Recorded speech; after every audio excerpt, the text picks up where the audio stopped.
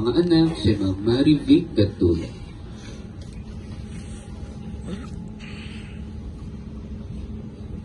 Pinupuri ko at pinasasalamatan ng Panginoon sa buhay ni Nanay. Bilang isang anak niya, simula pagkabata namin, siya yung klase ng tao na sobra siyang manalangin. Talagang taimtim yung mga panalangin niya sa bawat isa sa amin. Yung kaligtasan namin, kalusugan namin, mga pangangailangan namin, lahat ng klase ng bagay, ng aspeto sa buong buhay namin, lahat dinaan niya sa panalangin. Dahil ang pananampalataya niya ay hindi masusukat. Yung pananampalataya na walang imposible. Dahil ang Diyos ay walang imposible sa Kanya, walang mahirap sa Kanya. Iyon ang lagi niya sinasabi.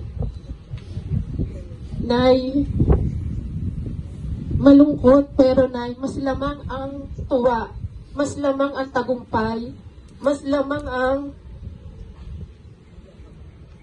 yung pagmamahal, Nay. Pagmamahal ni Lord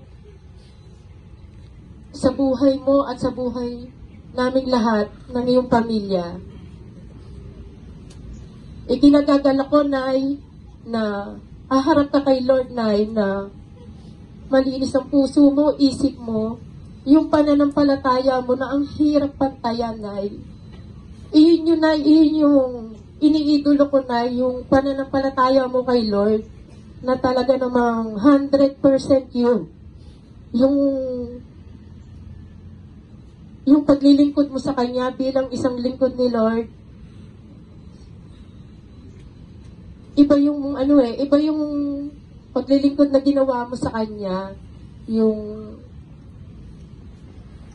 kahit mahirap, yung kahit wala ka ng paningin, pero yung faith mo hindi nababawasan, yung pakikinig mo ng radyo, na halos gusto mo pang magbasa ng Bible.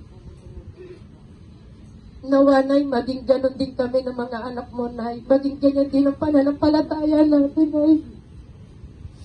Dahil walang ibang mahalaga kundi ang kaluluwa.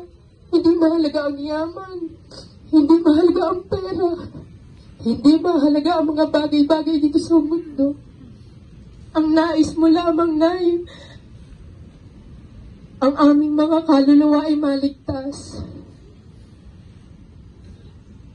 Ang maglingkod kay Lord, ang ibalik ang buhay namin kay Lord.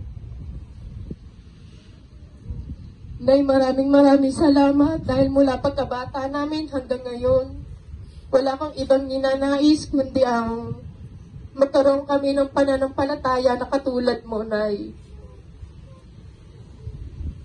Ako po ay lubos na nagpapasalamat ang buong pamilya namin sa inyo pong lahat, sa lahat ng pagdamay nyo, material man, spiritual, prayers, yung pagdamay nyo simula po nung lamay, at sa pagmamahal nyo po sa amin, at sa pagmamahal nyo po sa aming nanay. Maraming salamat po sa inyo lahat. At ang susunod